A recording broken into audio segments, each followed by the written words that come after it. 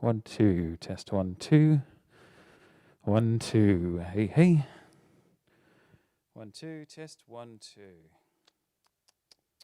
Hey, hey, 1, 2.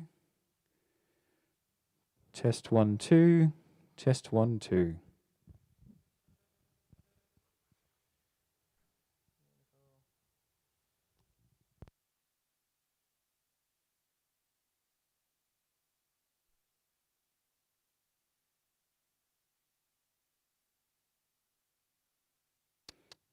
Hey, hey, 1, 2. 1, 2, test 1, 2. 1, 2. 1, 2, test 1, 2. 1, 2. 1, 2, hey, hey.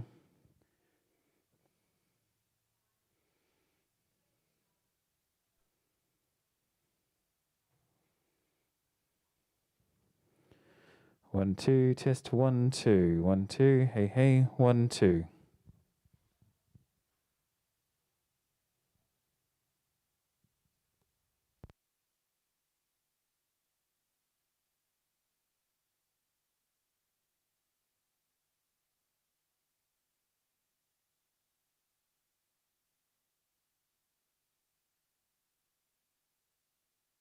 Heck. Hello.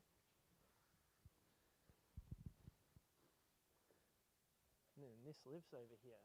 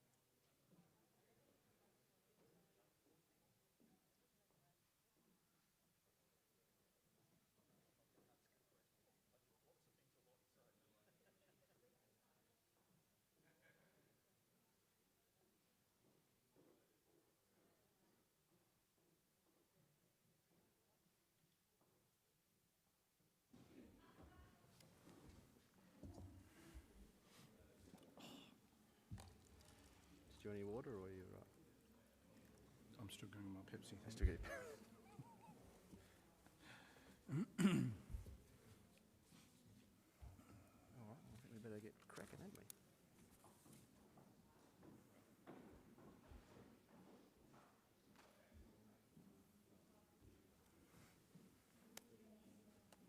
You all good?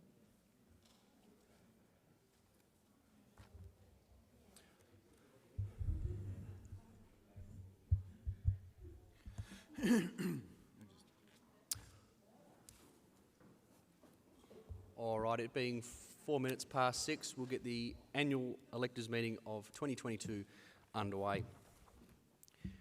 We wish to acknowledge the traditional custodians of the land we are meeting on, the Wadani people. We wish to acknowledge and respect their continuing connection to the land, waters and community. We pay our respects to all members of the Aboriginal communities and their culture, and to elders past and present, their descendants who are with us today, and those who will follow in their footsteps. Record of attendance is as per the sign-ins. Well, welcome one and all to the Shire of Capel's annual general meeting of electors. I'd like to introduce you to your councillors, Councillor Rosina Mogg, Councillor Peter McCleary, Councillor Ashley Dillon and Councillor Christine Tarantroy, Councillor Kieran Noonan. Apologies have been received from Deputy President Councillor Sebastian Scano and Councillor Cara Andrew and Councillor David Clues. Also present is our Chief Executive Officer and Executive Leadership Team, Mr Gord McMile, the CEO on my right, as well as Mrs Samantha Chamberlain, the Director of Community and Corporate Services, and Mrs Tanya Gillett, the Director of Infrastructure and Development, and they're over on that side of the building. Just a bit of housekeeping. The facilities are located on the left-hand side of the building, or my left-hand side of the building. Please ensure your mobile devices are switched to silent. There are some light refreshments available at the back of the building there. And as per COVID requirements, please keep your mask on at all times unless speaking. This meeting is the community's meeting. Councillors are present. However, I highly encourage community members to move and second their own motions. I will conduct this meeting generally in accordance with the Shire of Capel's Standing Orders Local Law 2016. If there is a vote on any motion, each elector is entitled to one vote. You must be an elector of the Shire and have registered tonight to be entitled to a vote at this meeting. Voting members have been issued a green card. Please raise this card and keep it raised while a vote is being conducted. Any motions supported at this meeting will be submitted for consideration to the Council in due course. Could all speakers please state their name and locality before they speak? I also wish to advise that tonight's proceedings are being broadcast live, so hello and welcome to those who are joining us online. All right. We'll now move to the confirmation of the minutes of the previous annual electors meeting held on the 3rd of March 2021. Those minutes were available online. There's a recommendation there that these minutes be confirmed as a true and correct record. Is there a mover for those minutes? Mr Saunders of Boyanup. And is there a seconder? Mr Brian Hearn of Peppermint Grove Beach. Mr Saunders, did you wish to speak to the... Nope. Mr Hearn? Are there any speakers for or against the adoption of the minutes? Well, I'll put that one to the vote. Those in favour? The green cards? That's right. Anyone against? And that is carried. It's like a reflex then. Okay. Business arising from the minutes. This year we've decided to include a report backary on the summary of decisions made from the 2021 annual electors meeting. All motions carried from the 2021 annual electors meeting held on the 3rd of March were considered at the May 2021 Ordinary Council meeting. This information is provided to highlight how motions carried from annual electors meetings are considered and, where appropriate, actioned by the Council and Shire administration. Motion 1 was a vote of appreciation to be recorded in the minutes for Shire employees who have carried out their responsibilities in a timely and a professional manner that has been difficult in COVID-19, which has provided an otherwise necessary distraction. The action that was taken from this motion was that a letter was delivered by the acting CEO following this motion to all members of staff, thanking them and acknowledging them for their work. Motion 2 was that the Shire of Capel develop a strategy, standard and procedure for the proactive, regular, constructive communication methods within the Shire of Capel for residents that will guide the provision of objectives and factual information to inform and engage all residents across all areas of the Shire of Capel on current council decisions, developments, opportunities and challenges. Since then, the Shire has made significant effort to provide proactive and timely information to the community. Initiatives have included social media messages and information, regular radio slots and improved relationships with all print media. A draft communication strategy for the Shire has been developed and will be considered by the Council in the coming months.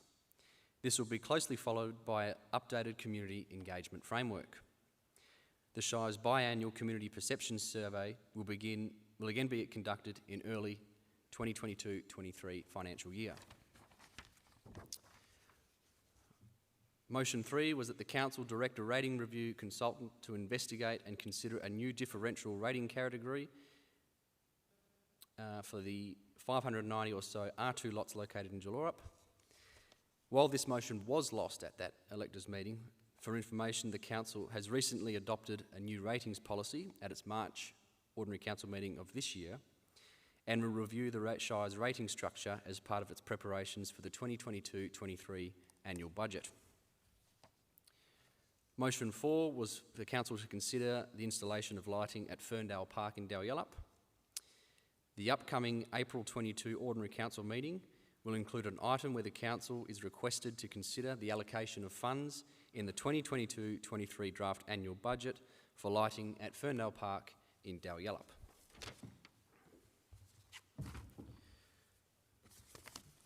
Okay. We'll now move on to the annual report for the 2020-21 financial year. The annual report presents the community with details of the Shire's financial position as at the 30th of June 2021. It outlines specific achievements, successful projects, highlights key events and services which have contributed to the ongoing success of the Shire, and notes the challenges faced throughout the financial year. We must first acknowledge, as we look back through the 2021 financial year, the continuing and ongoing challenge of the COVID-19 pandemic, and how we met this challenge with amazing community spirit and a willingness to support each other. I'd also like to congratulate the staff for their diligence and dedication to continuing on delivering quality services and events to our community. This was essential to keeping residents safe, as well as remaining responsive and compassionate in a time of need. Also faced with the many challenges of the 2020-21 financial year, the Shire's end-of-year financial position sets the foundations for the implementation of key strategic initiatives which will guide the Shire's direction for the community over the next 10 years.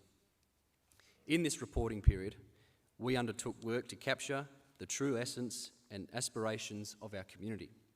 Ensuring residents have a strong voice through this plan, we undertook extensive engagement, including community surveys, workshops and pop-up events. We gathered around 2,000 responses from our residents and visitors, and this helped inform the strategic community plan, which was adopted in August of 2021.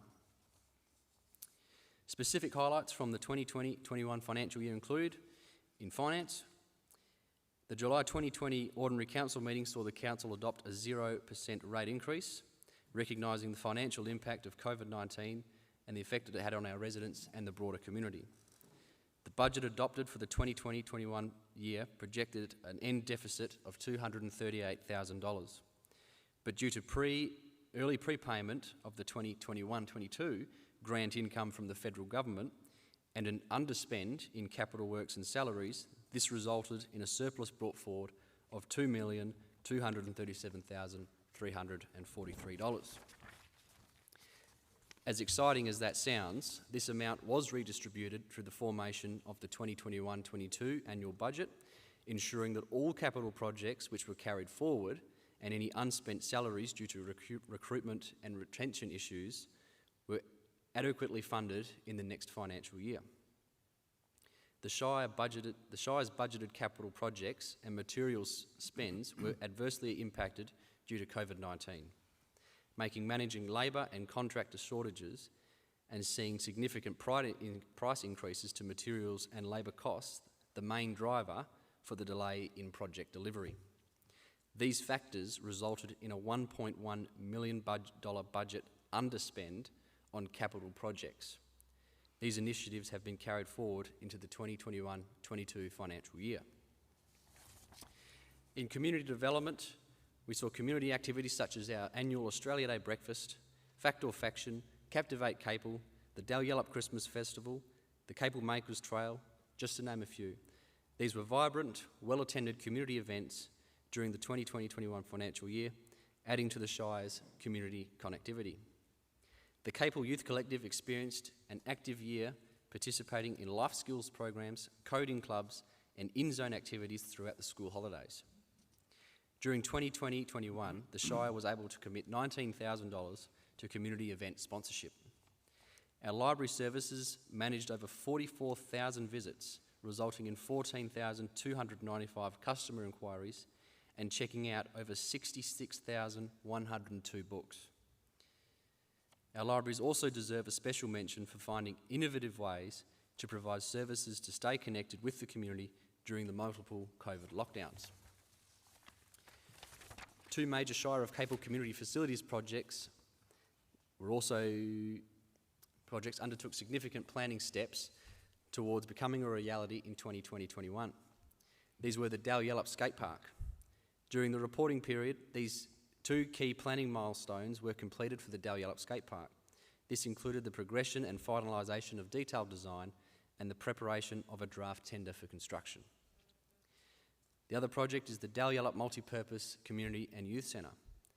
During the reporting period, three key planning milestones were completed for the Boyanup Community Centre, including securing external funding and setting up a project steering group and a procurement of an architect for the project.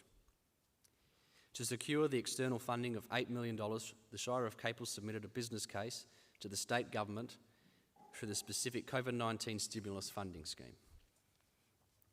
To our waste services, the Shire's operation team hosted a free drop-off day in Boyanup, where community members were invited to drop off their unwanted household chemicals and hazardous materials. Bin tagging was undertaken at 800 properties in Boyanup and Capel, as well as Jalorup. Bin tagging is a method of providing direct feedback on the content of waste, recycling and FOGO bins to residents by placing a tag on each bin to indicate if the contents are appropriate. Verdside collection collected over 353 tonnes of green waste and 334 tonnes of hard waste. To our parks and gardens, the Parks and Gardens team focused on the Shire's entry statements leading into our individual communities, planting a variable display of native shrubs and trees. New shade sails were erected at a number of locations and a 12-month turf maintenance program was completed across the Shire's ovals and recreational grounds. New playground equipment was installed in Boyanup and Capel, with new playground surrounds being completed in Jalorup and Boyanup. To our planning services, the financial year once again saw a significant focus on our strategic planning projects. This mainly focused on the local planning strategy, scheme number 8. These plans have since been endorsed by the Council at its March 2022 meeting and have been referred to the WA Planning Commission for final approval and gazettal. Customer services. Our customer service team has been committed to providing and improving our customer service experience. In the reporting period, they had over 8,735 customer inquiries. They handled 28,532 incoming phone calls, or about 180 per day, 2,613 customer requests, and a various number of financial transactions. To our rangers, over 700 community service requests and more than 900 items of correspondence were processed in the reporting period, completing some 12,363 recorded actions. These encompassed an enormous variety of tasks, including investigations, signage upgrades, public education, and even coordinating the removal of a deceased whale at Peppermint Grove Beach. Environmental health. The health team conducted 99 food business inspections, 25 water samples and 9 food samples. This testing is paramount to ensure profit-based businesses are maintaining the required health practices. Each sample has been sent to be analysed at an accredited laboratory to ensure compliance with the Australian and New Zealand food safety standards. The health team has also provided vital support and guidance to local businesses in relation to the implementation of COVID directions. All right, they're the highlights. Okay, so the annual report for 2020-21 has been available online and through our various libraries and through the Shire's administration building. There is a recommendation in tonight's agenda that the Shire of Capel annual report for 2020-2021 be received as read. Is there a mover for that?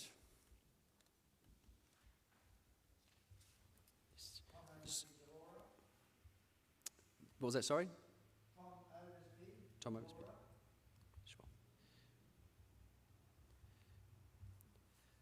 And is there a seconder? Mr. Saunders. Mr. Oversby, did you wish to speak to the motion? No, except there was no mention, I have looked up the computer, but there was no mention of putting money aside for machinery and that, what am I called? The plant replacement program? Yeah, things like that. Okay. Reserves. The Shire's reserves? Yeah. So not specifically the plant, just the reserves in general? Or? Different reserves, you know, like you have for plants and things like that. I thought you might mention them. Oh, okay. Well, they are included in the report, in the annual report. Any money is transferred to and from. Yep. I'll make a note of that to ensure I include a statement about that in next year's report. The seconder wish to speak? Are there any speakers for or against the annual report?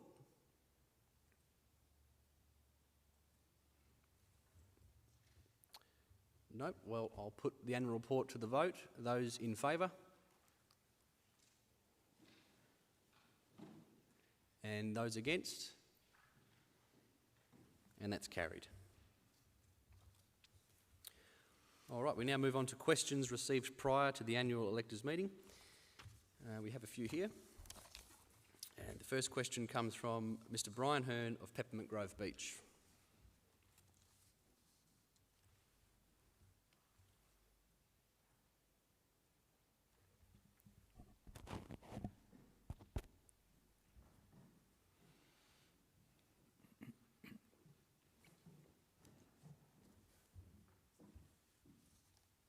Is it on?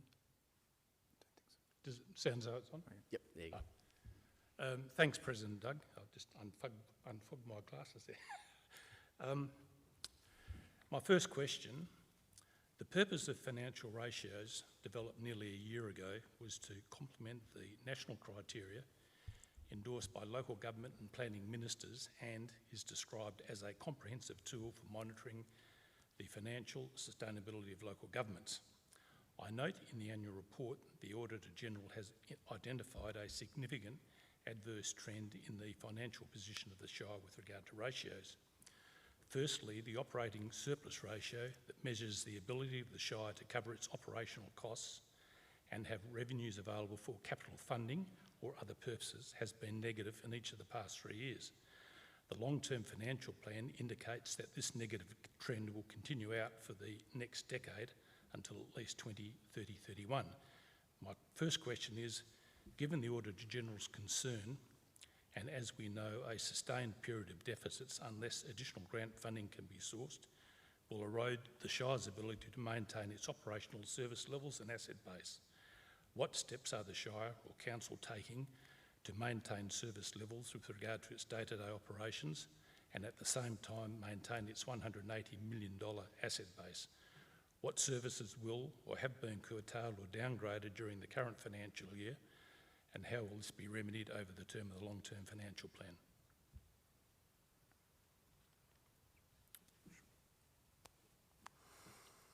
Thank you, Mr. Hearn, for your question. A key indicator of a local government's financial position is reflected in the operating surplus ratio. A local government is considered more likely to be financially sustainable if it consistently achieves a positive operating surplus ratio and has soundly placed long-term financial plans showing it can continue with positive ratios into the future, having regard to asset management and the community's service level needs. A positive ratio indicates a percentage of total own source revenue available to help fund proposed capital expenditure, transfer to cash reserves or to reduce debt. A negative ratio indicates an increased percentage in total own source revenue that is required to achieve a break-even operating result. A local government consistently operating in a sustainable financial position has an operating surplus ratio between a basic standard of 1% and an advanced standard of 15%. During the past 9 years, the Shire of Capel's operating surplus ratio has fluctuated and has been consistently below the standard, reporting a ratio of between 0.13% and 0.4%. A recent study of similar local governments indicated that this challenge is facing the Shire of Capel was common, with 9 out of 10 local governments also reporting an operating surplus adverse trend in their audited accounts for the 2020-21 financial year. Shire officers and the Council are very aware of the current financial performance, having already been through a series of workshops covering all aspects of the Shire's budget, including our entire asset portfolio, right down to our individual barbecues.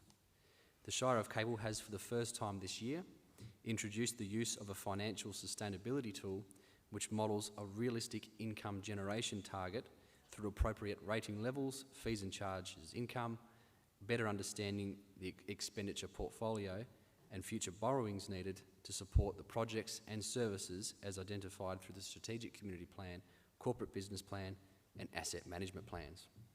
This financial modelling was commissioned and developed by the WA Treasury and has been made available to WA local governments for the purpose of providing councils with a tool to allow them for better informed decisions to be made and to improve the current and long-term sustainability of the local government sector.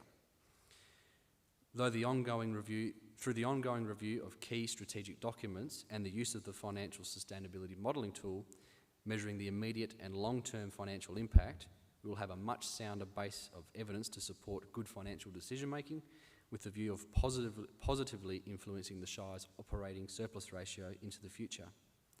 Eventually, the Shire intends for the financial modelling tool to export directly to observe the impact of decisions on a range of financial health indicators. So I appreciate your answer. I guess you're confirming, unless something's happened in the last 2 or 3 months, it will be negative out to 2030, 31. That's basically what you're confirming. Yeah, that's why we're reviewing all of it. Yep. Fair enough. Okay. Shall I ask the second question? Sorry? Shall I go on to the second question? Yes, please. Yep. Secondly, the Auditor General has expressed concern that the asset renewal funding ratio has not been reported over the past 3 years as planned capital renewals and required capital expenditure were not estimated in the 2021 to 2031 long-term financial asset management plan. So question 2 is, given the Auditor General's statement and the fact that the asset renewal funding ratio provides an indication whether the Shire has the financial capacity to fund asset renewals as required and to continue to provide even existing levels of service into the future without requiring additional income, reductions in expenditure or increased borrowings above current projections, when will the asset management plan contain sufficient data to enable the calculation of a ratio and to inform ratepayers as to how our $180 million asset base is being maintained? Thank you, Mr. Hearn, for the question. I'll ask the Chief Executive Officer to provide you a response. Thanks. Through you, Shire President. Thank you, Mr. Hearn, for the question. The Shire's current asset management plans contain insufficient asset data to successfully report against this ratio. Significant effort is occurring to increase the effectiveness of our asset data collection process, including the timing of data collection and the mechanism of how this data informs the current and future budget setting process for the Shire. A recent review of similar local governments reporting their asset renewal funding ratio position as part of their audited accounts for 2020-21 financial year shows only 6 of 10 local governments were able to report against this ratio due to having similar asset data collection and reporting capabilities. It is our intent to be able to effectively report on this ratio by the end of 2022-23. Okay, thanks. Shall I go on with the other ones? Or? Yeah, please. Okay, question 3. I raised at the 2020 annual Electors meeting my concern regarding the Shire's asset sustainability ratio, and in particular, if the Shire had a plan set aside funds in cashback reserves to better fund and better account for future asset management. The response from the then President at the time was perplexing to say the least. However, the latest Annual General's report or comment appears to provide some clarity of how matters have not progressed since I asked that question. Since I asked the question in 2020, what initiatives have been or are being developed to maintain the ratio at a positive sustainability level, given the long-term financial plan indicates the ratio will be 50% below the minimum required level of 0.9 over the next decade, except for 2024-25. Thank you, Mr. Hearn. Currently, the Shire is not maintaining assets to the desired level, and a deteriorating range of assets are resulting. Through the formation of the 2022-23 annual rating strategy and draft annual budget process, Shire officers and the Council are reviewing the ongoing impacts of an adverse trend in the Shire's asset sustainability ratio. This review is being aided through the use of the Financial Sustainability Modelling tool, which has the ability to model various asset investment scenarios and analyse the impact against the asset sustainability ratio over a 10-year period. The tool uses the data currently reported in the long-term financial plan, which is updated annually through the review of our 4-year corporate business plan and 10-year program of work schedules. The tool is extremely detailed and up to date with changes in financial circumstances, direction and service levels. By using the anticipated operational and capital expenditure detailed in the long-term financial plan as a base starting point, this allows the Financial Sustainability Modelling tool to detail the level of income needed from funding sources to ensure that asset sustainability ratios in the future can be maintained at closer to desired levels. The information derived from this tool will be used to adopt a realistic 2022-23 annual rating strategy and draft annual budget with a view of securing an ongoing positive variance to the Shire's asset sustainability ratio as per the Shire's asset management strategy. It's good to hear. I look forward to the results. Question 4. The Shire's 2021-22 path program provided for the extension of the Hardy Terrace footpath past lots 165 and 166. Safety and the fact that it was the area is located on a blind corner due to a dangerous tree verge canopy, particularly for children visiting the beach, was one of the main drivers for the project. When are the works due to commence? I might add, residents are pleased the Shire did some remedial pruning on the blind corner, but the regrowth has since regrown and it's due to be done again. But I guess I want to know, when is this footpath? It's not very big, but it's when's it going in? Thank you, Mr. Hearn. I'll ask the Chief Executive Officer to provide a comment. Through you, Shire President. The Shire is currently getting quotes for this work. Information to affected residents on the work will be sent out once prices are confirmed to be within budget and the timing of the commencement of the work is known. Assuming that prices are within budget, it is expected that these works will be completed within the current 2021-22 financial year. Oh, fair enough. Okay. I noticed since I asked the question there was a sweeper down there cleaning today, so I don't know whether that was coincidental or not, but thanks anyway. And the last one, question 5. Some months ago, it was probably more than 6 months ago, I raised concerns about a blowout that developed at the southern end of the Hardy Terrace car park due to poor drainage and runoff from the car park. With winter approaching, what has transpired with regard to fixing the problem? What is the estimated cost of the project? And when are remedial works due to commence? And I might add that there are now 2 parts of that area, that blowout, where people are actually accessing the beach. It's getting worse and worse. So, yep, that was question 5. Thank you, Mr. Hearn. Shire officers have conducted preliminary investigations into the causes and possible solutions to the drainage issues noted. No final design has been prepared and therefore no estimate of costs have been determined at this point. These works do not currently appear in any program of works, and this project has not been recommended as an unbudgeted expenditure. The Council recently decided not to proceed with any car park expenditure in the 2022-23 financial year, given the general condition of the assets listed in the proposed program of works. And I'll allow the CEO to expand a little bit further on that. Thanks. Through you, through you, Shire President, the program of works for car parks is reviewed annually, and once costs for works on the Hardy Terrace car park are determined, it may be possible to recommend including this project for future consideration by Council. Yeah, I guess it's not really a car park project. Basically, it's a blowout in the hills, and the main cause of it, I might add, is because the drain is blocked.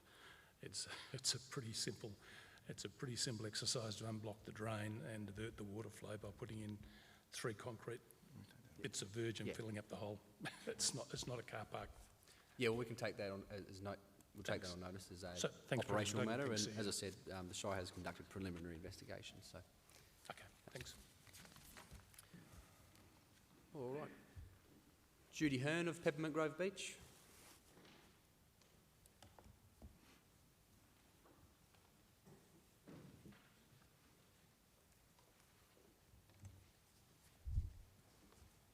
Thank you. I hope you'll be as encouraging to me as you were to my accountant just then. My first question. In August 2021, the Council commendably declared its commitment to a climate change adaptation framework, noting specifically that there would be long-term financial implications for future activities required to mitigate and adapt to climate change. Last year, the Shire embarked on initial stages of an important climate change program through the Perrin Naturalist Partnership to plan for management of coastal risks. Even though this project is noted in both the Shire's Community Plan 21 to 31 and the Shire's Corporate Plan 21 to 31, the Shire's Long-Term Financial Plan 21 to 31 appears to make no financial commitment and notes only that implications have not been costed yet, but by making a declaration on climate change and committing to climate change action framework, the Shire will be able to assess financial risks and make financial plans to ensure it is resilient to the effects of climate change. Sadly, recent disastrous climate change weather events along the coast and river areas of Australia's eastern seaboard, in the south of Africa, even on our own south coast, shout loudly that a wait-and-see planning and funding approach isn't going to work. The need to be financially prepared is illustrated by our next-door neighbour, Busselton.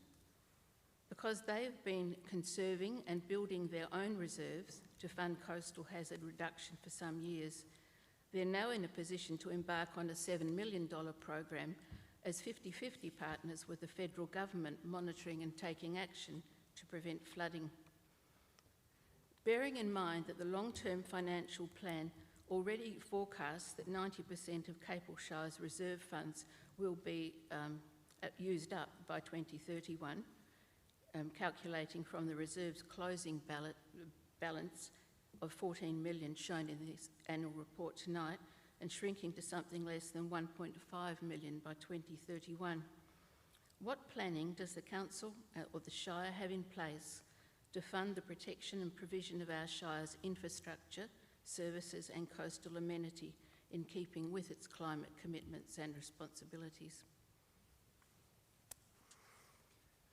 Thank you, Mrs. Hearn, for the questions. The purpose of the Char Map, as you are aware, is to model the risks of the coastline and enable stakeholders to understand what the impacts on the Shire assets may be. The impacts of potential cost implications for coastal hazards / climate change will become clearer as the chart map is completed. The Council, through its Climate Change Adaptation and Sustainability Committee, is aware of the significant future financial commitments that will be required to mitigate the possible impacts, and these will be identified through the preparation of the chart map. It is a matter that the Council is very aware of, and next week we'll be receiving a briefing from the Parent Naturalist Partnership at its April Ordinary Council meeting on the 27th. I'll just ask the CEO to expand a bit further on that as well. Through you, Shire President. Thank you, Mr Hearn, for the questions. Currently, the Shire's annual budget does not quarantine a portion of rate revenue into a specific reserve fund specifically for this project. However, this method of investment for future projects is an effective way of allocating funds. The Shire operates a Land Conservation Activities Reserve, which currently projects a small balance. Through the 2022-23 draft annual budget process and the future financial sustainability modelling, the intention, with Council approval, is to increase the annual investment into this reserve to begin setting aside future funds for the expected works associated with the outcome of the CHRMAP process.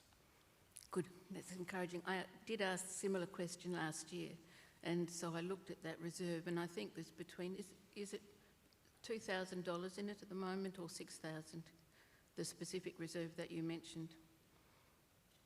6,000. Thank you. Well, I'll look forward to seeing it grow. My second question, and I ask this question because of concerns with how the rate setting process worked for this financial year.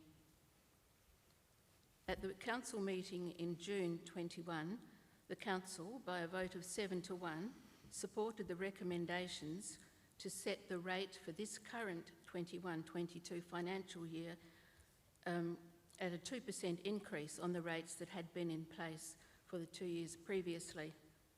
Basically because 0% rating strategy deployed by the Council in the 2021 financial year had affected future long-term financial plans.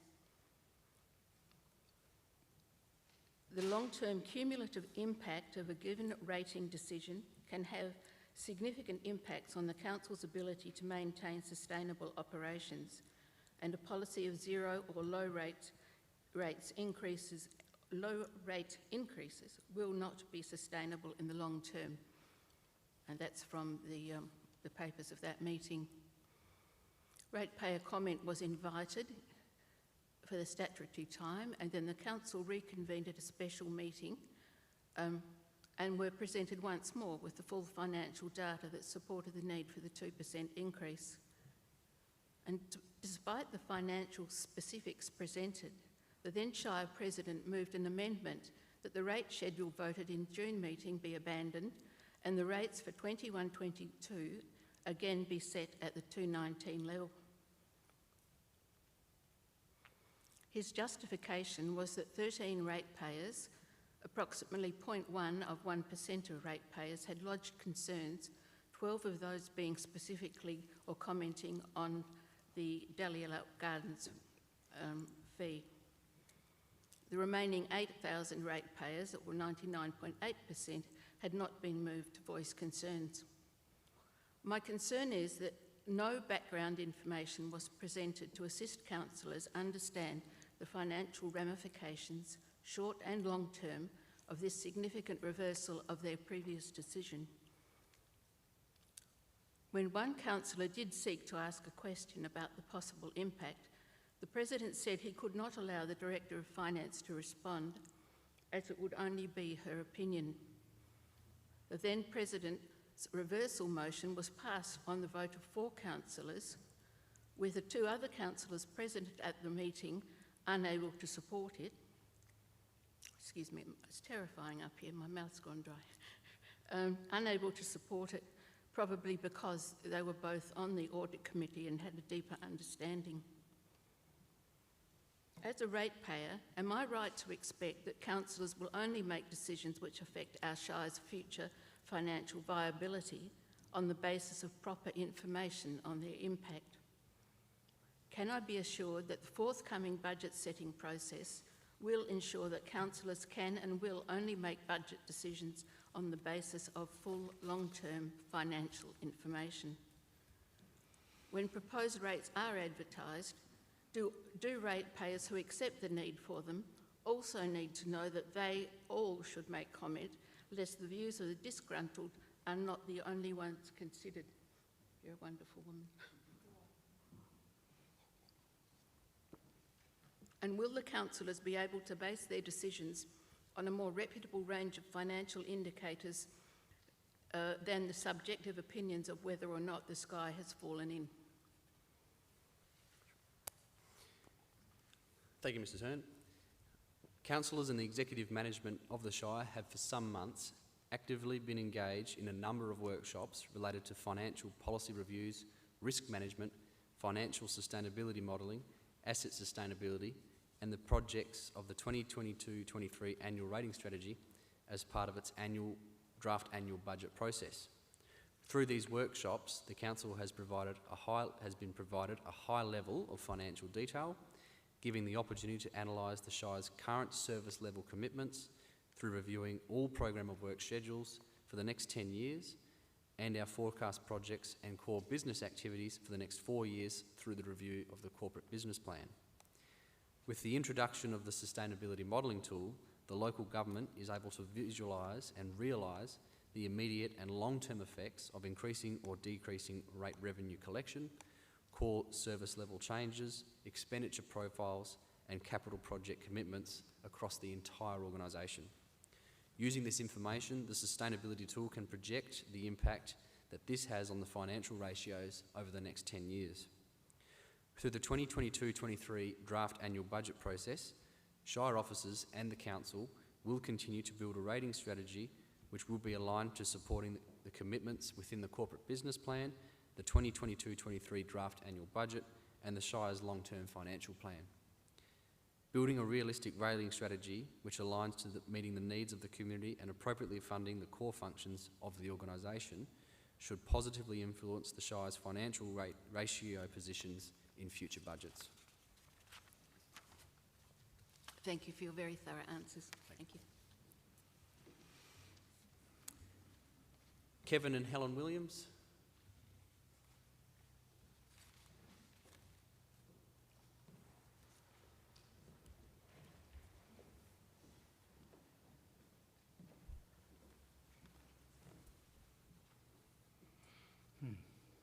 It has come to my attention that plans and monies are in place to provide a pump track in Boyanup.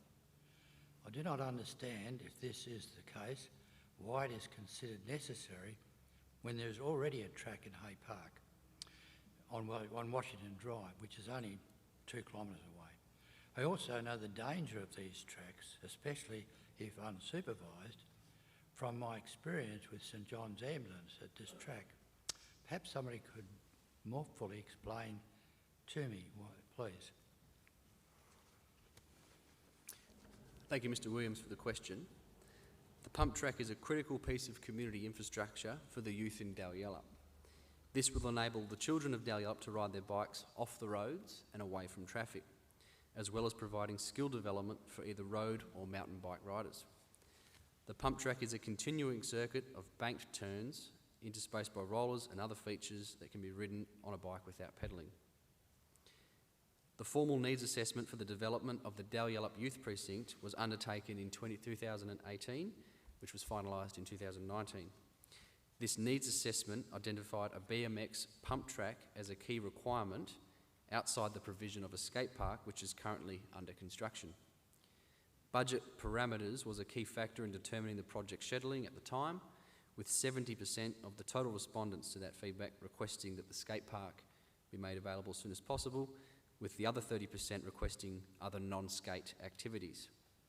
In reviewing the non-skate youth activities, most requested by the Boyanup youth, 32% of the respondents requested a BMX or pump track. If the Shire of Capel does not provide these facilities for the safety of the community, youth will generally look to build these facilities to a poor safety standard on unutilised reserves or in public open spaces. Yeah, fair enough, but I just can't see the benefit when the other one's so close. Washington Avenue is not very far away from Boyanup. Yeah, but it's in a different district, whereas this service has been provided within the Boyanup district in easy access to the local provide youth. supervision? Pardon? You're going to provide supervision of It's the pump track? It's a public facility which they'll have access to. Okay, that's fair enough. But I've attended that track on many occasions as an ambulance officer, and I've taken several to hospital to get x-rays and things like that. So I don't know, is there anything to cover the Shire on this matter? Sorry, Mr Williams, I've just realised the proposed pump track for Dalyella is not of the scale as the Hay Park BMX track located there on Washington Avenue. It's like the highest jump would probably only be 1.5 metres high. It's just a small dirt made out of road base or other material like that. It's nothing extravagant as compared to the Hay Park facility there in Bunbury. Okay, that's fair enough. Good. Okay, the second question is quite simple, really quite simple. I can't understand why we're spending $10,000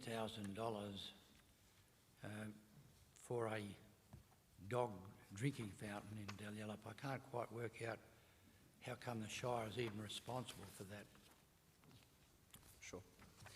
A community-led petition for a dog hydration station was brought to the Council at its 27th of October Ordinary Council meeting.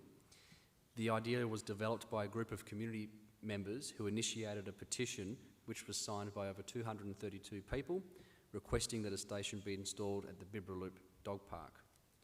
Council's role is to listen and respond to community requests and make informed decisions. The Council accepted this petition and voted for a report to be prepared by the CEO. The Council decision of the ordinary meeting of the 30th of March 2022 is to merely consider the project in its 2022-23 budget. No commitment to fund the dog hydration station has been made. It is only a budget allocation which is yet to be adopted by the Council. Thank you, thank you. The third question is quite simple really too. For many years, 50 years odd, the Boyanup Hall has been used for the playing of badminton, both men's and ladies, but now it's only used for senior women. And they play each Tuesday morning. The other Shire staff cannot seem to manage the hiring of a hall, and some Space Co, which we don't even know has been contracted to organise this. As a small club, we do not wish to give treasurers personal financial details, which is required with Space Co, so that they can pay their monthly or whatever it is hire on the hall. And I think that if it goes ahead with all that, you're going to find that they'll stop using the hall. And this hall's underused now, very much underused now. And then you're going to close it down altogether. For a simple thing, a Space Co, they need somebody to put their bank details up to them. Nobody's prepared, nobody in the club's prepared to do that. And they can't, all they need is an invoice, and my wife goes down and pays it at the library. Simple, easy, but they won't accept it. Well, they will and some won't. I don't know what the score is with the staff. But anyway, I don't think they should have to put into place as something that they've got to put their private bank details to a company we don't even know what they're doing. We don't know. Sure. So Space to Co is an online booking system that has been purchased by the Shire to make our community spaces more accessible to everyone, enabling people to check availability, then book and pay for the community venues all in one go. Space to Co is not an unknown identity. They are a Perth-based company that supply an online venue management system that Shire staff still manage as they always have. All information added to the system remains strictly confidential, cannot be accessed by anyone else, and was not to be provided to a third party. I'll also ask the Chief Executive Officer to expand a bit further on that. Through you, Shire President. The Shire Customer Services team has liaised consistently with the badminton group since the planning stages of the online system. Space to Co is not intended to deter anyone from using and booking community spaces. We have simply asked all users to move to the online platform for continuity across all groups using all our venues. The group playing badminton at this Boyanup Hall have been provided with the opportunity to remain paying via EFT or cheque at the Boyanup Library for the remainder of 2022. COVID hygiene protocols have also contributed to this request, especially as the group have previously paid with cash. As of 2023, the group will need to use Space to Go, providing bank account details to allow direct debit once a month to pay for the hire of the hall. Well, I couldn't recommend that to anybody. Direct debit is something that starts and it's very, very, very hard to stop. Direct debits. And I've had a lot of experience with it. Thank you. Thank you. We'll take that as some feedback. Okay. They're all the questions that were received prior to the annual general meeting of electors. So we'll now move to questions received from the floor. Are there any questions? Mr. Brian Hearn? Oh, actually, sorry, I saw two hands then. I might, if you don't mind, I'll just allow a few other people around the room first. Sorry, yeah, if you please just approach the lectern and state your name and locality.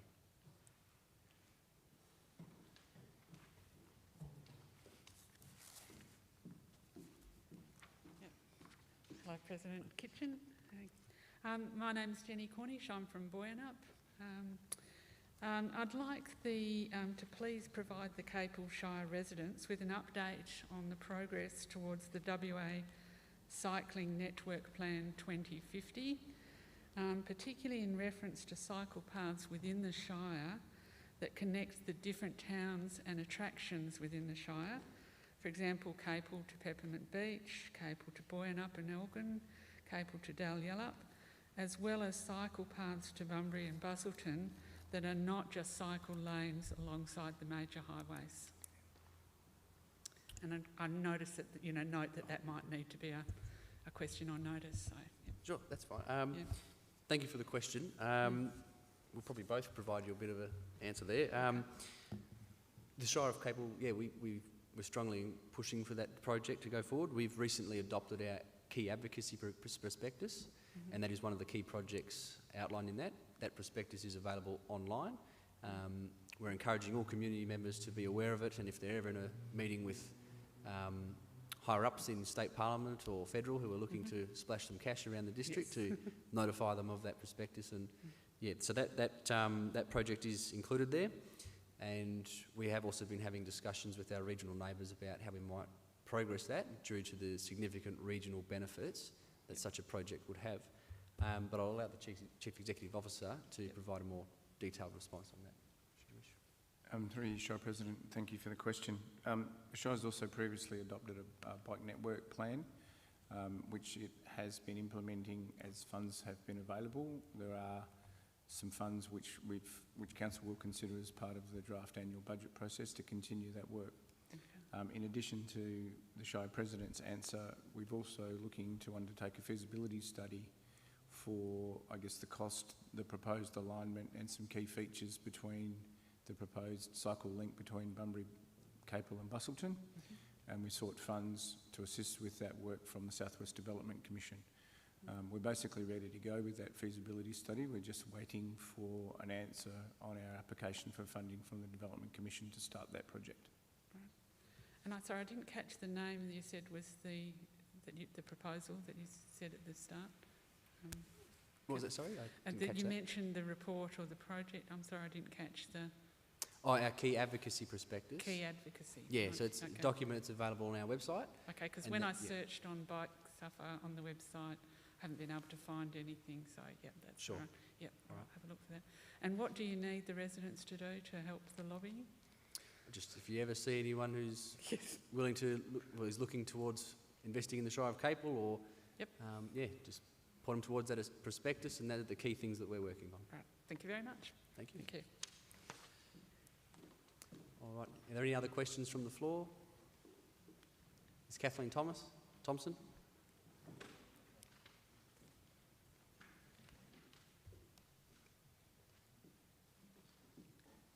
Thank you, Kathleen Thompson, Brookdale Road, Boyanup.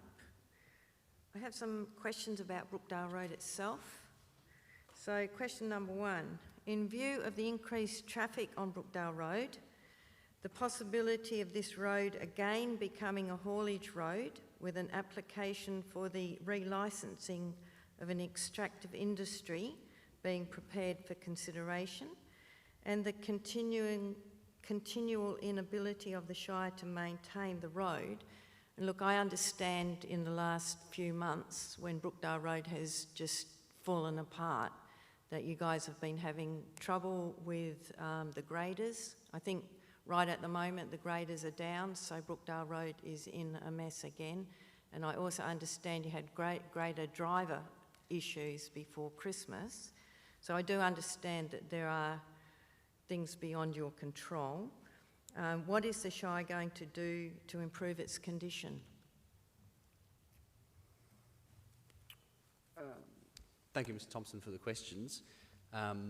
Yes, the Shire acknowledges the condition of the road, and yes, we also acknowledge we have had some difficulties in operational matters, maintaining drivers. We didn't have a construction and maintenance grader driver for a while, which contributed to the condition of the road in late 2021 and early this year. We've also experienced some significant cost increases in raw material, particularly gravel, which in some cases has seen cost increases of over 60%. As I've said through previous questions, the Shire is reviewing all of its asset management strategies amongst its budget preparations through the new financial modelling tool, and that includes looking at how we maintain our gravel roads and to what standard. In terms of short-term outcomes, we can take your feedback regarding the condition of the road and have our operations team look at it, but is there anything further? Through you, Shire President, I might just add that certainly we have, Shire President's already commented on the difficulties that we have had with both the grader and also grader operators. Additionally, part of the challenge with Brookdale Road is it's being used by heavy vehicles which aren't related to the extractive industry licence. They're actually just using it as a through road. We certainly have had some difficulties with... Sorry to interrupt, it's not a through road. What I was saying was some people are trying to use it as a through road with some heavier trucks that haven't been anticipated. We also have had some challenges with the extractive industry operator, given the current demand for raw materials exceeding their limits, with the number of trucks per day that should be using Brookdale Road, which has contributed to the deterioration. Sorry to interrupt again, but the extractive industries licence at the moment doesn't have, as far as I understand, his licence has run out and he's applying for it to be renewed, and he hasn't actually been using it as far as I know. What I was saying was that has deteriorated in the past because the number of trucks using Brookdale Road was in excess of the amount that was approved by council, which is actually part of the reason why the development application has come back to council. But as the Shire President said, we are aware of the deteriorating condition of Brookdale Road, and we're looking at the work that we can do there. Yeah. But again, it's contributing. Multiple factors have contributed to the deterioration of Brookdale Road. Sure. I might just add to that I have lived there for over 30 years, and the Shire has done some upgrading, but this problem has been going on for as long as I have been there, and obviously prior to me being there. So at some stage, yep, hopefully the Shire are going to look at actually doing something serious to upgrade it. And I get the problem with cost. Yeah, I suppose to expand on that, through previous questions that have been raised about the Shire's asset management, for roads in general, bitumen or sealed or unsealed, to be maintained at a pretty good condition needs a sustainability ratio of 0.9, and at current our gravel roads are below 0.3. So we're very aware of the maintenance standards that we have, and that's why we are reviewing all of that as part of our financial modelling. So is there a time frame for that review? Because I know that I've had correspondence with Gordon, who's going to come out and speak to us as a group. So is there a time frame? We did talk about March meeting, but I haven't got there yet. Sure. The reviews onto our asset ratios and everything will be continuous as we review budgets and update plans, review our service levels. I can't guarantee nor commit that the Shire would be able to fix its gravel road in particular, maintenance issues overnight or probably even within the next few budgets, but it's an issue that we certainly are very much aware of and are committed to rectifying. Okay, but so in terms of a March meeting, I suppose that's a conversation that you've been having between yourself and the CEO, so if you'd like to expand on that. Otherwise, it's probably business for maybe outside of the Electors meeting. okay. Thank you. I'll move on to question 2. And these are 3 questions about Brookdale Road, and the same questions that I have asked on previous occasions on the Shire. Because Brookdale Road is at times almost impossible to drive on, people have been driving on the side of the road. The verges are seriously overgrown and are seriously a fire hazard. As I understand it, as a private resident, I'm not allowed to clear my verge. And so what provisions have been made for verge clearing in the North Boyanup area? Skippings, Brookdale, Fowler, Kilpatrick, Penn Road. I'll ask the CEO to provide a response to that question. Thanks. Through you, Shire President, as you mentioned, we've previously discussed the habit, need for drivers, if they feel the road condition is very poor, to try and get onto the shoulder, which obviously does, if the verge is overgrown, can present a fire hazard if it's dry grass or dry vegetation. You're right, it is the Shire's responsibility to clear those verges, so we are in the process of looking at opportunities to not only kill weeds more effectively on Shire verges, but also looking at cleaning up some of those road verges which are well overgrown. So it's part of the works which we're looking at undertaking. But as you've already previously mentioned, getting that work done has been difficult with the availability of resources and equipment. Okay, so very directly, are these roads in North Boyanup actually on any kind of roster for this very specific maintenance? I'll have to take that question through you, Shire President. I'd have to take Thank that you. question on notice. I can't answer that as of right here, right now. I'm happy to respond to you directly. Great, thank you so much for that.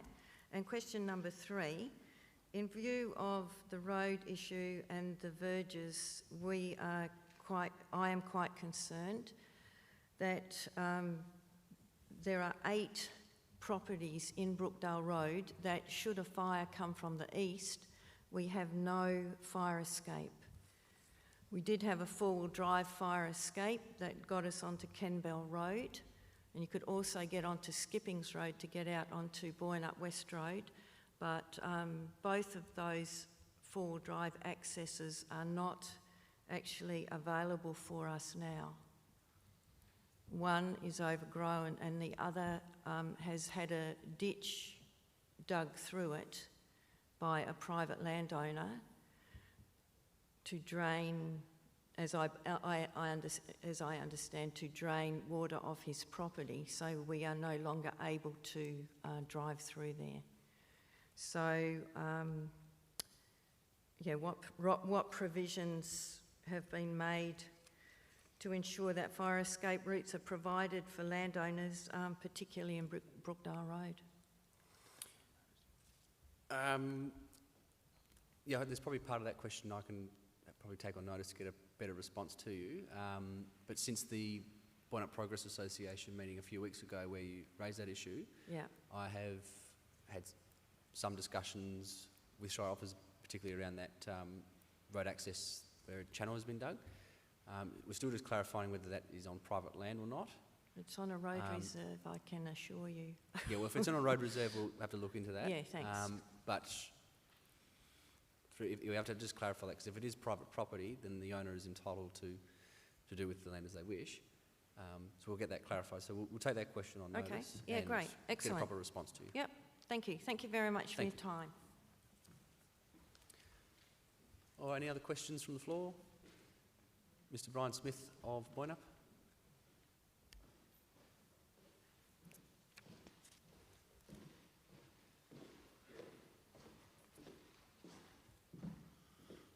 Thank you, Shire President. My first question is about the Boyanup Lions Park toilets.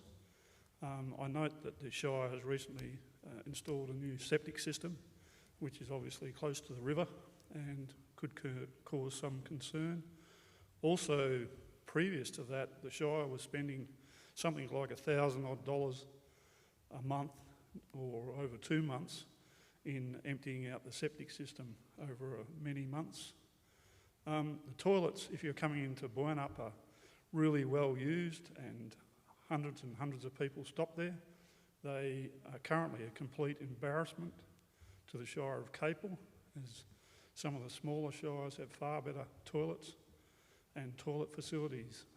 What is the council doing about building new toilets or replacing the Lions Park toilets and continuing to upgrade those to make the entry statement to Boyanup a lot better? Thank you.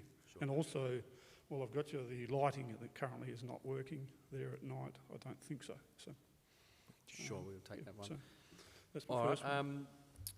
past your question, I'll probably take on notice regarding the septic tanks and the cost of emptying. Yep. That's been an operational matter, we'll have to just get checked.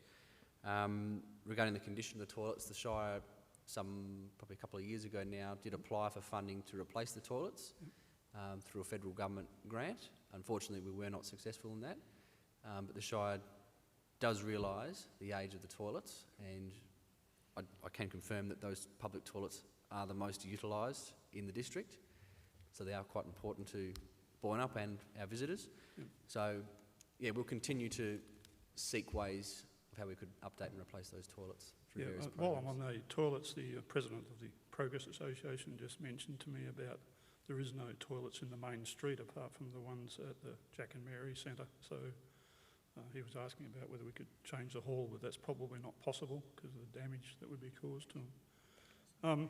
My next question is about the safety of the people from Capel going onto the Bustle Highway at both the entrances and people going through to Pepe Beach. Has the council received from Main Roads any action of reducing the speed, putting lights in there or making it safe, as that's been a discussion for many years? Thank you on that one. Thank you, Mr Smith. The Shire has been having discussions with Main Roads, mostly led through the CEO, about the condition of the road through there, especially since the stage 1 dualling has been completed, regarding all aspects of safety and crossovers along the Bustle Highway there. Main Roads are conducting a road safety audit, which will look at speed, driver behaviours. Unfortunately, they have been delayed in that process. We were expecting to have a report by the end of February, I think it was. However, before Christmas. However, they, I believe, have only just actually started that report. So we're yet to actually see what Main Roads bring from that. Thank you. My next question... Sure, I'll just actually also ask the CEO to expand a bit further on that, seeing as he's a bit more involved in the discussions with Main Roads. Through you, Shire President, yes, the safety audit being undertaken by Main Roads is several months behind schedule. Importantly for community groups and also concerned residents, part of this safety audit work that Main Roads are going to do will include community consultation. So there will be information coming out hopefully soon, as soon as we receive it from Main Roads, about what that will look like, what workshops they will hold, and they'll basically allow community groups and the action group and also concerned residents to actually give their views to Main Roads about the safety on Bustle. Thank you for that answer. My next question is, I'll go on about the hall hiring and people having to provide their bank card details or for hiring a hall on your new system. And a lot of associations or small groups, and it ends up, as Mr Williams said, out of their own personal bank account detail. A lot of clubs don't have that information or ability to pay in that method, and I think that it's a great modern system and really good, but it needs a spot there where you can go through that and look at other methods of payment, especially yeah, for smaller groups, if that's that one. Yeah. And I think you answered that question, so I won't ask for an answer on that one. But my next one is... Sure, we can take that as, as feedback. Notice, yeah. My next question is, with the new mine in Greenbushes, the truck flow through Boyanup is going to increase substantially. What are the Shire doing to probably provide some truck parking in Boyanup for those large trucks, and also what are we doing about managing that traffic flow with noise and those sort of things? Increase usage of the road. Obviously it's a main road, but yeah. Sure, thanks for the question. The Shire has had discussions with Taliesin regarding potential truck movements or a potential shift again to rail. But in terms of the main street through Boyanup, through our corporate business plan, we do have an allowance in the future, subject to individual budget consideration, to look at the transport study, a new transport study, updating the transport studies throughout the district, which are over a decade old, which unfortunately through their period have not actually been utilised. So we're looking at updating that. Boyanup will be included in that to review those sorts of aspects regarding parking and traffic flow. Yeah, can I ask the council to please write to the state government and ask for the rail to be re-established to minimise the truck flow, if that could be possible? They are doing a feasibility at the moment, yes. Yep, thanks. My next question is something I'm reasonably passionate about, is what is the situation of the Boyanup Surf Club new building? Yeah. The Surf Club building has been included in our key advocacy prospectus. There's significant hurdles that it still has to get over regarding land planning. However, there is some movement in that area. The other issue is, of course, financial, and so it has been included in our key advocacy prospectus for that reason, to seek funding from internal parties that might want to progress that sooner rather than later. Thank you. That's all my questions. Thank you.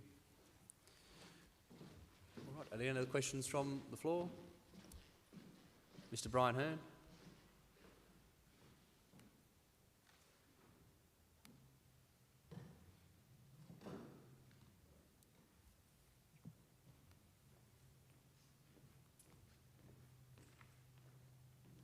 Thanks, Mr. President. I'm sorry to raise this, but just to put it on the public record, given your earlier comments, I just wanted to say something about reserves again. And I think my good wife, is there a question, or is it just a statement? There is definitely a question. I think my good wife mentioned that reserves were decreasing from 14.4 million down to 1.34 million over the decade, and that's about a 94% decrease. When I realised that, I've just jotted down the employees' leave reserve currently has $735,000 in it, and we all know what that's for.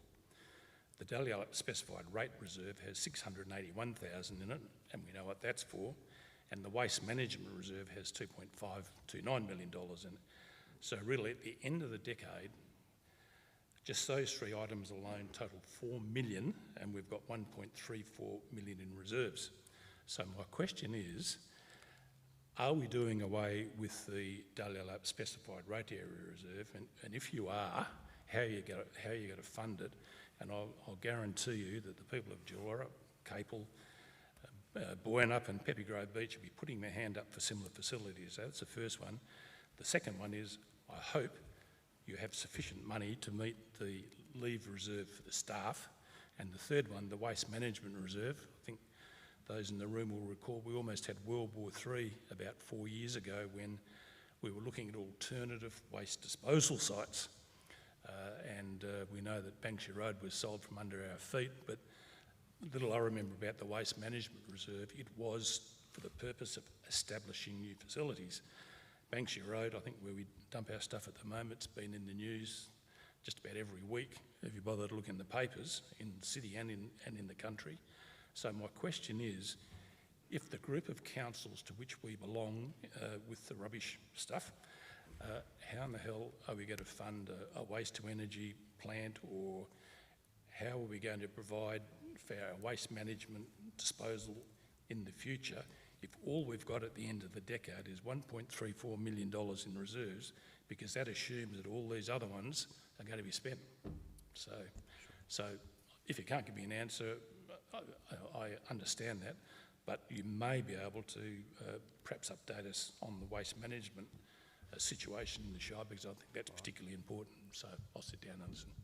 Sure, I'll try my best to answer that, and if I miss any parts, just I'll let me know. If you want to sit down, just no, to the front. I'll wait. And again, I'll probably ask the Chair to provide comments on some of those items as well. In terms of reserves, some funds are restricted and some are unrestricted, as in the Shire can spend them as it wishes. Restricted, it can't. They're allocated to a certain project or initiative. So those items are projected out through the long-term financial plan. Whether they're realised or not is again subject to funding and constraints at the time. Some of those reserves, so the waste management reserve, that could be used for contaminated sites, which is something that we're looking at quite seriously, given some contamination on sites that are highly utilised. The daily up specified area rate, through our financial modelling workshops, we are aware that we've now crossed the threshold where it was originally set up so that 50% of the revenue required to maintain the parks in Dalyellup would be directly rated off the Dalyellup people through the specified area rate, and the other 50% would come from general revenue from the local government. In this financial year, I believe it is, or the last financial year, we crossed that threshold where general revenue has exceeded that 50% threshold, and so funds are actually also having to come out of the specified area rate reserve to meet those expenditures. That reserve is expected to be depleted at the end of this financial year or the next, if memory serves. So we are aware of that and reviewing that as part of our financial sustainability modelling. So you're not going dropping forward. it? Sorry? So you're not dropping it? That might be a consideration, but as far as I'm aware, it is something that has not been raised or considered through the council. So as far as the council's concerned at the moment, it is still continuing the 50-50 specified area rate model. So yeah, that's the reserves. Rubbish is certainly an issue that has been discussed at a regional level for quite some time, and has been discussed as recently as the last South West Zone meeting, because there are some licensing issues at the Banksview Road facility as well as the Cleanway site. So yeah, we're having discussions of that. We've also had some industry stakeholders come and meet with the local government around our waste size and how they might be able to use that. So it's certainly an issue that we are working on. Unfortunately, it's an issue that needs a bit of time still at the moment. But we are working on it because our licensing capability at our waste transfer station is nearing its capacity as well. So it's an issue that we are working on. And if the CEO would like to expand a bit further on the waste contamination, then it might be helpful.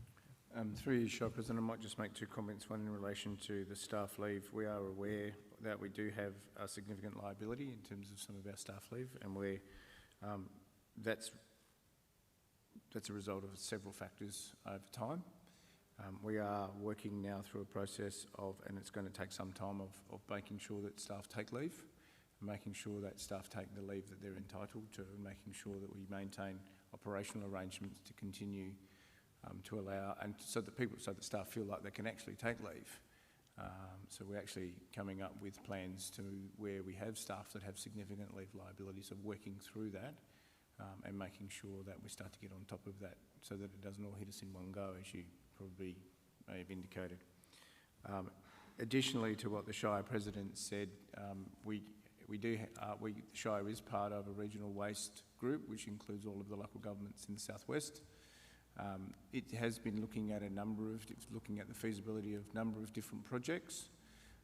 There is actually a project which is just under construction in partnership, is basically using state government funding with the Shire of Capel, that takes waste to bioproduct. That plant is expected to be operational by the end of this year. And so I guess we'll see from that pilot program whether or not it has, basically potential for waste management within the southwest. I guess just as an aside, all of the local governments in a cooperative approach have aligned their waste management contracts to all start and finish at the same time, and they've done that over the last few years, so that it means that if there is an opportunity for regional collaboration at that level, then our contracts are aligned and we can take advantage of that. So I guess we're watching closely to see what's happening at the Shire of Capel, to see whether or not once the plant gets operational, what benefits it might have for future waste management. Yeah, I mean, the only reason I asked the question is it just dawned on me that there's no new borrowings over the next 10 years. So with the rates going down by 94%, you're facing some big problems. So that's it. Thanks. Thank you. Are there any other questions from the floor? Mr. John Saunders.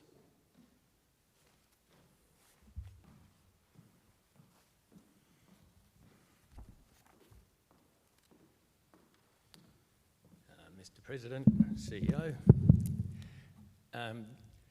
when the 40 kilometre an hour study was done for the main street, the perception after the 40 kilometre an hour limit was put in was that there was an excessive number of people speeding through the main street, through Thomas Street and through Bridge Street. And there is still, as you are aware, at the last meeting of the Progress Association, a number of people again voiced those concerns, and also a number of people feel that Thomas Street is being used as a alternative to the main street because it's 50 k's an hour and the other one is 40.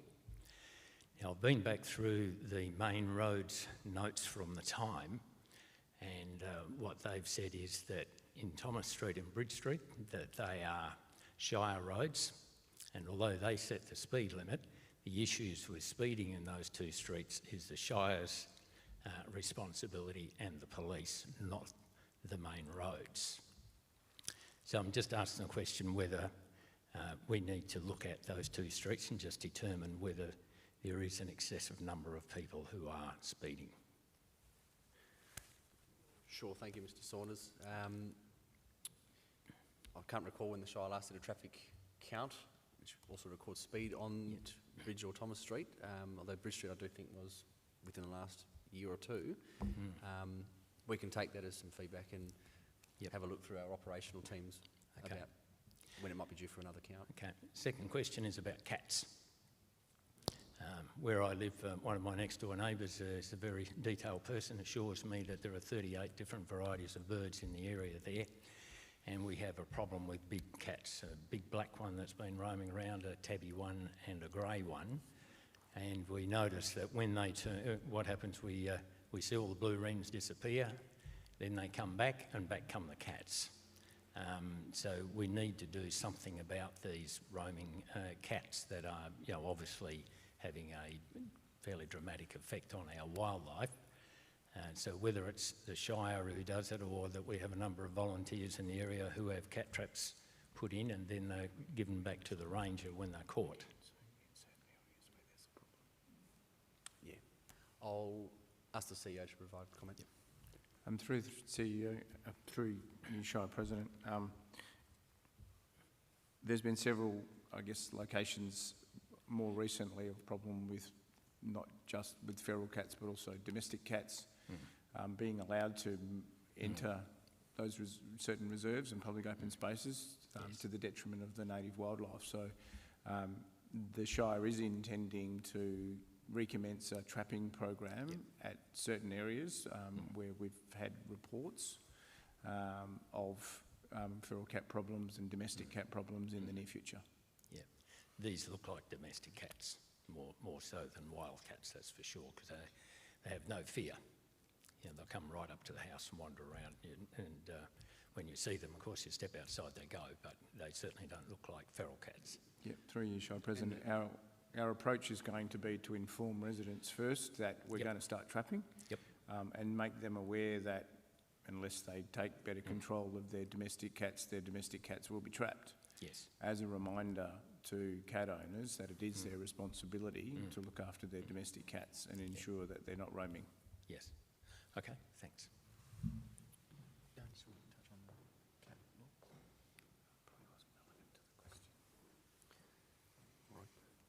Are there any other questions from the floor?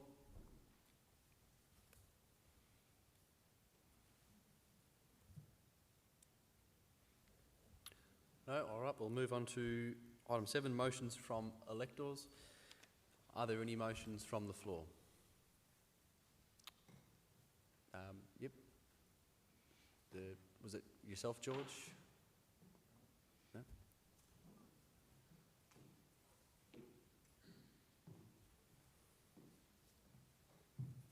Thank you, Mr. President. Thank you, Mr. President, CEO. The Capel Road Safety Action Group was formed a year ago to highlight the serious road safety issues Capel residents and other road users have when entering and exiting Capel and Peppermint Beach Grove town sites. The group started by campaigning to reduce the speed limit from 110 to 80 kilometres per hour as an interim measure to make accessing the highway safer for all road users. As bus or highway traffic volumes and the Capel population increases, accessing the highway will become more difficult. In a letter from Main Roads in January 2013, and I quote, "Traffic volumes on the highway will continue to increase significantly in the future, which will further increase the potential for vehicle conflicts at all access locations to the highway," unquote.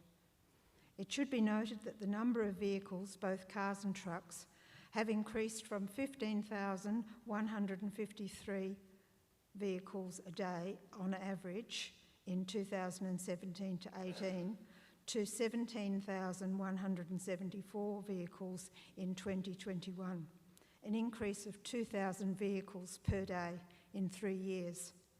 These figures are taken directly from the Main Roads website. With the completion of the bore in early 2024, the traffic past our town is anticipated to continue to rise.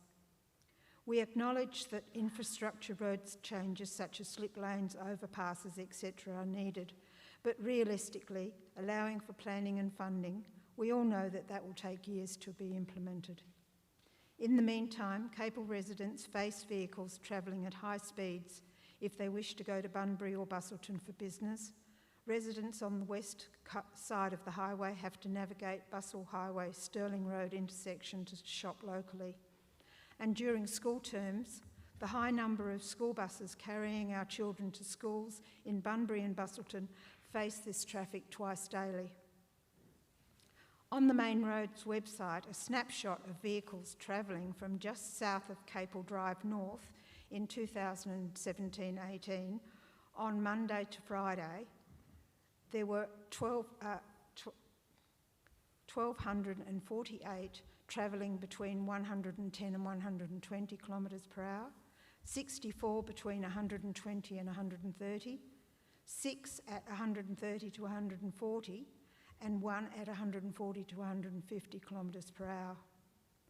Figures recorded south of Spur Road in 2016-17 were 1,291 travelling between 110 and 120, 64 at 120 to 130, 4 at 130 to 140, 1 from 140 to 150, and 1 at 150 to 160.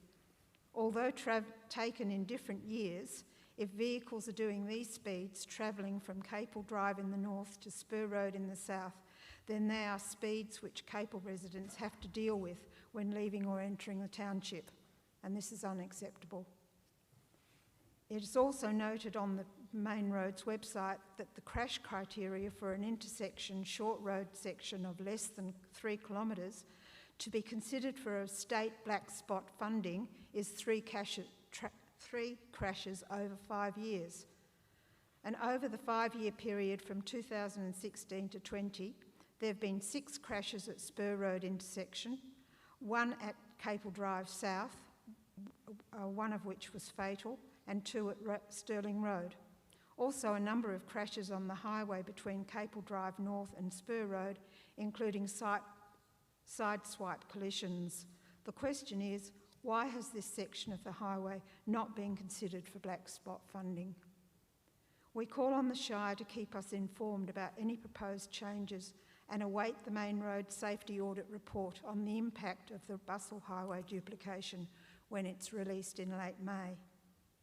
We also look forward to the community consultation process of town hall type meetings with main roads invited as recommended by Kay McKechnie in the July 21 Shire Council meeting re Bustle Highway classification. Capel Road Safety Action Group will continue to call for action to make the highway access safer. We're investigating the formation of a local roadwise committee and will continue to lobby as our aim is to highlight and work for the safety of Capel residents and the travelling public. I put forward a motion for the Shire of Capel to investigate the possibility of obtaining state black spot funding for the Bustle Highway between Capel Drive in the north and Spur Road in the south, in order to make this section of the highway safer for Capel residents and all road users.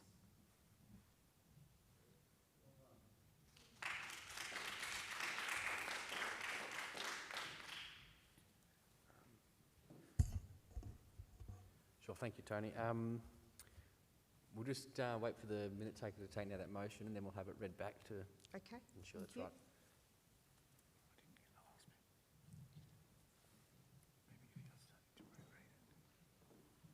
Yes.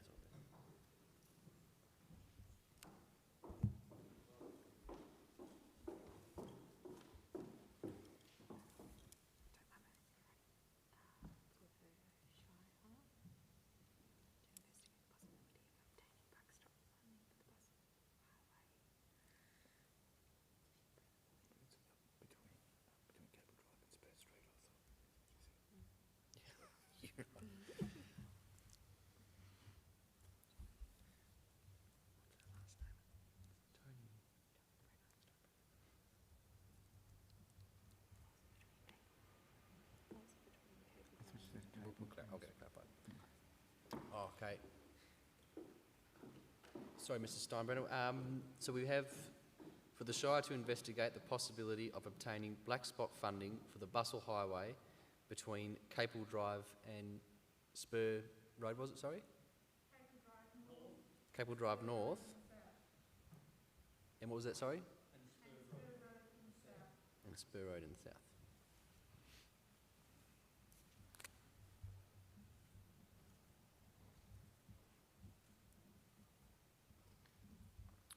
Okay, so the motion moved by Tony Steinbrenner is for the Shire to investigate the possibility of obtaining black spot funding for the Bustle Highway between Capel Drive North and Spur Road in the south. And I've just added, in order to make the section of the highway safer for Capel residents and all road users.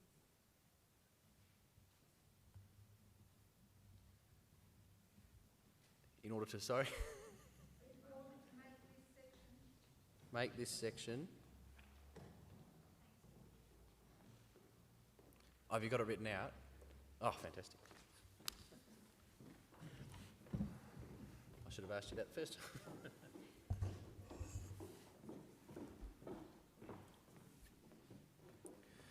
Okay, so we have for the Shire of Capel to investigate state black spot funding for the Bustle Highway between Capel Drive North and Spur Road in the south in order to make this section of the highway safer for the Capel residents and all road users. Okay, so that is moved. Tony Steinbrenner. Is there a seconder for that motion? I saw Bronwyn Muttons is the seconder for that. Okay. Mrs. Steinbrenner, as the mover, do you wish to speak to the motion? I think I've already spoken to it. Sure. Mrs. Mutton, as the seconder, do you wish to speak? No, I think she's given a very comprehensive summary of it. Are there any speakers for or against the motion?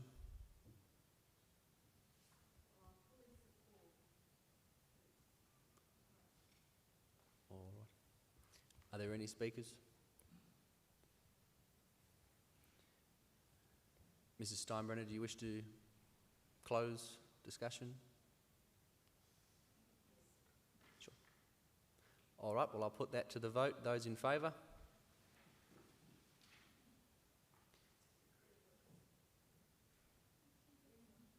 And those against? And that's carried.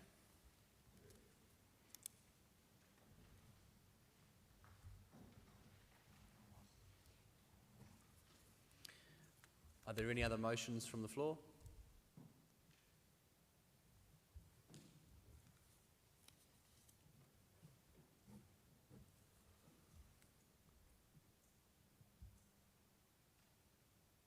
No. Okay. There being no further business on the agenda tonight, I'll declare the April 2022 annual electors meeting closed. Thank you very much for your attendance tonight. Thank you. And I would like to thank you, Douglas. You've done a very good job. Thank you. We don't need a motion for that. Can it go on?